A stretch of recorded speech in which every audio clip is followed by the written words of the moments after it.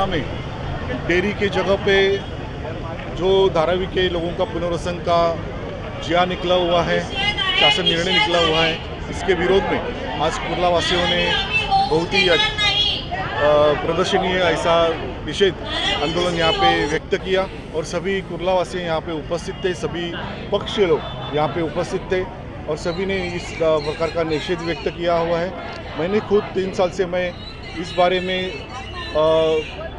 पाठपुरावा कर रहा हूँ कि किसी भी हालत में ये हमारे डेयरी की जगह जो है वो हमारे कुर्ला वासियों के लिए ही उपलब्ध होनी चाहिए और इसीलिए मैं वहाँ पे मैंने प्रपोजल भी रखा हुआ है शासन के सामने और मैंने बोटनिकल गार्डन वहाँ पे होना चाहिए, वहाँ पे क्रीड़ा संकुल होना चाहिए, अंधेरी क्रीड़ा संकुल की धरती पर, और ऐसा प्रस्ताव मैंने रखा हुआ है। माननीय मुख्यमंत्री शिंदे साहब ने भी उसमें पॉजिटिव रिप्लाई दिया हुआ है।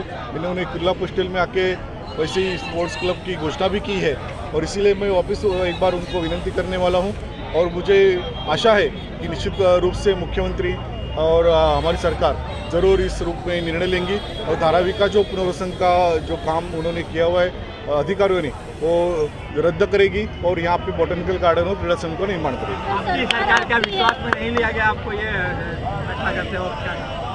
ऐसा है कि अधिकारियों का जो मनमानी कारोबार है इसके विरुद्ध में कभी कभी वो निर्णय सरकार को और कभी मंत्रियों को भी मालूम नहीं गिर जाते हैं, तो ऐसे जो निर्णय है इस निर्णय का विरोध करना बहुत ज़रूरी रहता है।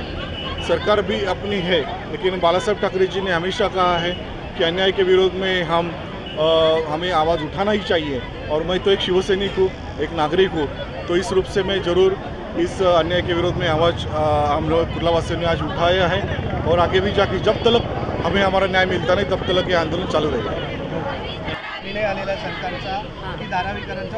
नाही, आम्हाला नेहरूनगर वासियांना हा निर्णय मान्य नाही आहे। आमच्या आमदार साहेबांनी इकडे छान काहीतरी प्रोजेक्ट बनवायचं ठरवलेलं आहे। स्पोर्ट्स कॉम्प्लेक्स म्हणजे लहानांपासून मोठ्यापर्यंत आबालवृद्धांसाठी काहीतरी चांगलं करायचा विचार केलेला आहे। तर धारावीतल्या लोकांना तिकडे ऑलरेडी भरपूर जागा आहे, त्याच्यामुळे की इथे स्थलांतर त्यांचं करायची काहीही गरज नाही। त्याच्यामुळे आमच्या एरियाची वाट लागेल असं माझं म्हणणं आहे खरं म्हणजे। प्रभाव पडू शकतो? हो, प्रभाव पडू शकतो, 100% प्रभाव त्यांचा इथे पडू शकतो। कटिंग वाचायला मिळालं त्याच्यानंतर त्याची संपूर्ण चौकशी केली, हो हो, नाही आमचे कार्यसम्राट आमदार आहेत ना, ते सगळ्यांसाठी कामं करतात, लहानांपासून मोठ्यापर्यंत सगळ्यांसाठी। त्याच्यामुळे कुठेही दुजाभाव इकडे होणार नाहीये, सगळ्यांना मिळणार इकडे यायला। तर त्याच्यामुळे आम्हाला म्हणजे हे आम्ही त्याच्या अपोजिटच आहे की इकडे नको ते ठरवलं की आज कुठल्या परिस्थितीत आपण सर्वच जो निषेध आहे तो इकडे इमारत बांधणार आहे, धारावीचे सगळे स्थलांतर इकडे होणार आहे, ते आम्हाला मान्य नाही आहे। कारण इथे श्रीमान मंगेश कुडाळकर आमदार यांनी स्पोर्ट्ससाठी वगैरे सगळ्यांना उपयोगी अशी जागा ही करणार आहे, त्याच्यामुळे इथं स्थलांतर नको आहे। त्यासाठी आम्ही सगळ्या महिला सगळे इथे रहिवासी स्थानिक रहिवासी कुर्लाचे ते निषेध करत आहे आणि त्यांना ते मान्य करावंच लागेल। नाही चालणार अजिबात, कारण आम्ही लहानपणापासून इथेच लहानाचे मोठे झालो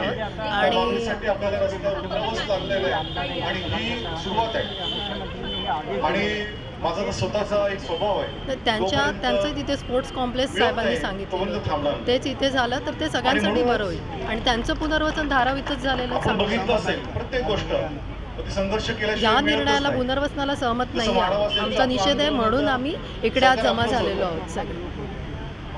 थँक्यू।